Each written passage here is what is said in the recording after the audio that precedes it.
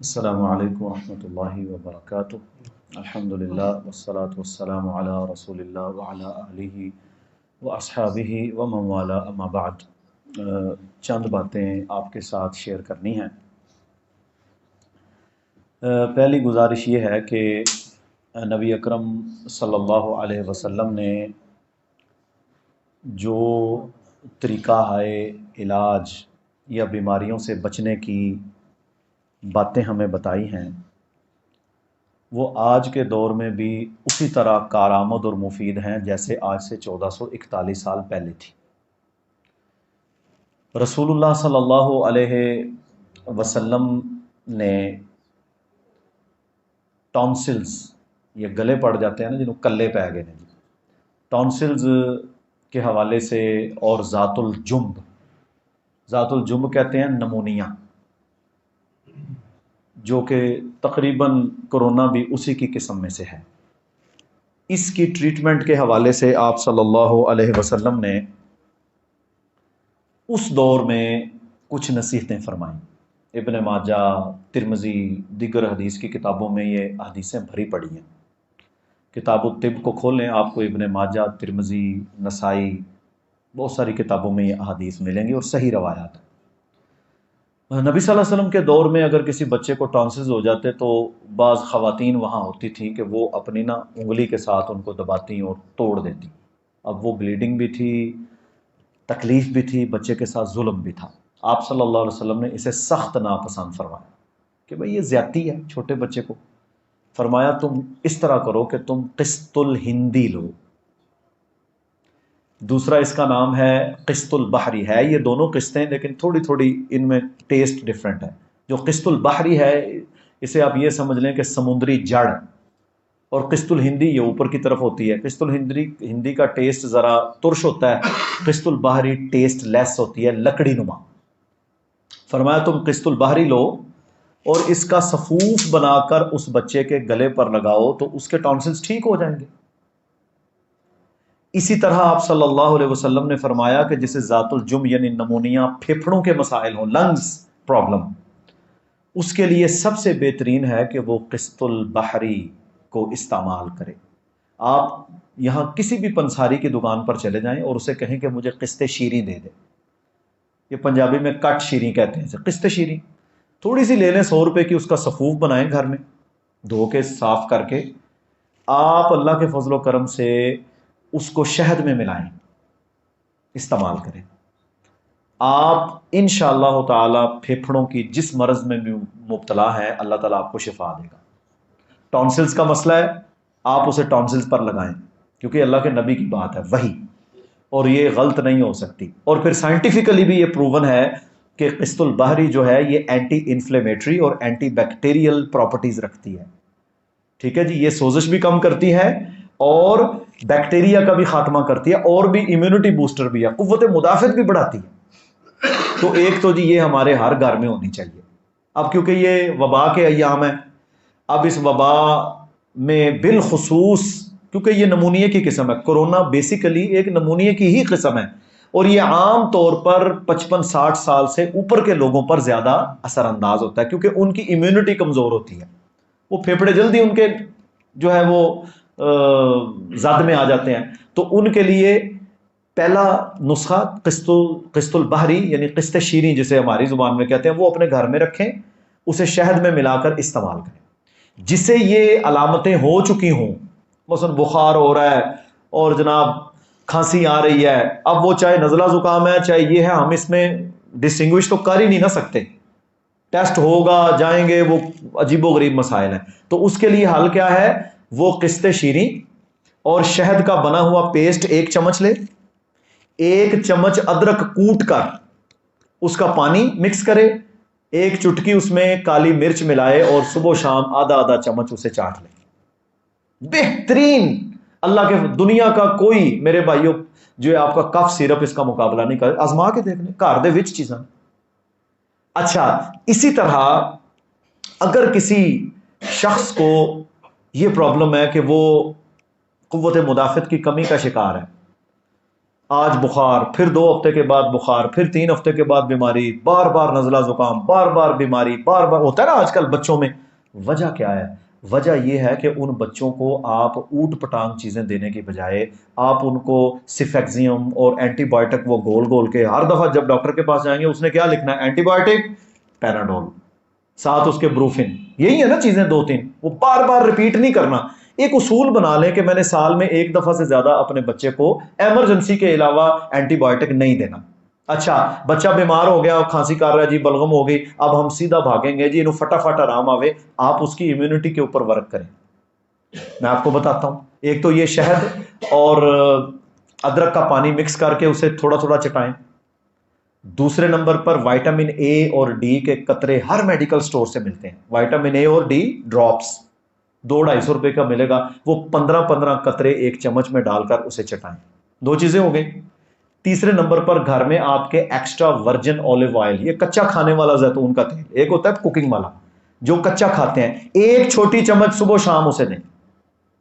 3 چیزیں ہو گئیں۔ آپ اللہ کے فضل و کرم سے ٹھیک 2 دن کے بعد دیکھیں گے بچہ بالکل ٹھیک ہو جائے گا۔ پھر اس کے بعد روٹین بنا لیں کہ اسے 5 قطرے وائٹامن اے اور ڈی کے ڈیلی بیسس پر دیں، یہ اس کی قوت مدافعت کو بڑھائے گا۔ ٹھیک ہے جی۔ آپ اسے شہد کے اندر ادرک کا پانی مکس کر کے سونے سے پہلے چٹا دیں، آپ اسے زیتون کا تیل پلا دیں۔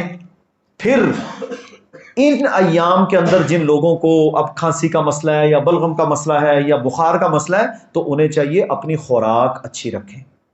خوراک اچھی رکھنے میں ادرک لہسن کا زیادہ استعمال، شوربے والا سالن استعمال کریں، اور بازار کی چیزوں سے جس حد تک ممکن ہو اپنے آپ کو بچائیں۔ سب سے بڑی بیماری ہم جو گھروں میں لے کے آ رہے ہیں وہ جنک فوڈ ہے۔ آپ کو کیا پتا ہے وہ بندے نے ہاتھ دھوئے ہیں نہیں دھوئے، وہ نمازی ہے وہ بے نماز ہے، چکن گوشت جو اس میں استعمال ہوا ہے وہ حلال ہے یا حرام ہے، مردار ہے، کوئی ہے پتا؟ کوئی پتہ نہیں نا۔ ایک دفعہ ایک جگہ پر میرا درس تھا، تو راستے میں ہماری انہوں نے دعوت کی، ان کا وہ تھا شیڈ، کنٹرول شیڈ، تو وہ نا بتا رہے تھے کہ یہاں سے مردہ چکن بھی لوگ لے کے جاتے ہیں اور ہم اسے ڈمپ کرواتے ہیں، لیکن کیا ہوتا ہے کہ وہ مردہ چکن یہ رستے میں جن کو ڈمپ کرنے کے لیے ٹرکوں والوں کو یا مزدہ والوں کو دیا جاتا ہے نا، یہ ظالم رستے میں 5 10 50 20 روپے کلو بیچ دیتے ہیں، پھر آگے شوارموں والے اس کے اندر مسالے مکس کر کے لوگوں کو کھلاتے ہیں۔ کچھ بھی ممکن ہے ادھر، تو ہم کیوں ان چیزوں کے پیچھے پڑیں جو ہمارے مال کا بھی نقصان ہے، ہماری اولادوں کا بھی نقصان ہے اور ہماری جان کا بھی تلف ہے۔ اللہ تعالیٰ نے ہمیں صاف ستھرے گھر، صاف ستھرے کچن دیے ہیں، آپ ہر چیز اپنے گھر میں لے کے آئیں، بنائیں، کھائیں، اللہ کی نعمتوں کا شکر ادا کریں۔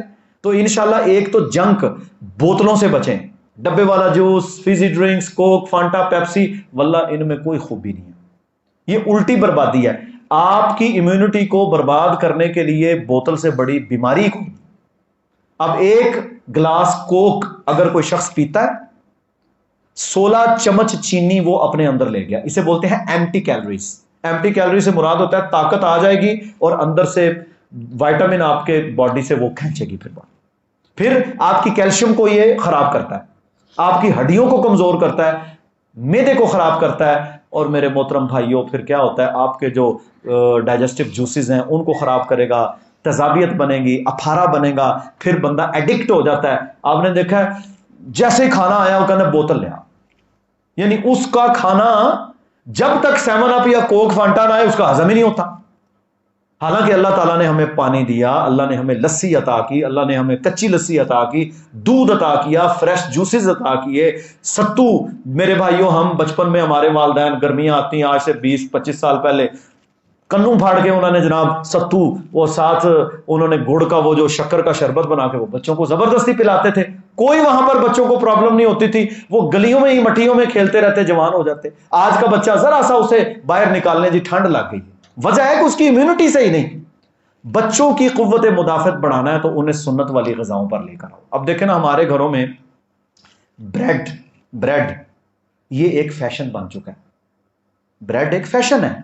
یقین مانے وائٹ بریڈ یا ملکی بریڈ کے اندر کوئی نیوٹرینٹس نہیں ہے، میں خود نیوٹریشنسٹ ہوں، نہ ہونے کے برابر، ساری کاربوہائیڈریٹ ہے، چٹا آٹا ہے۔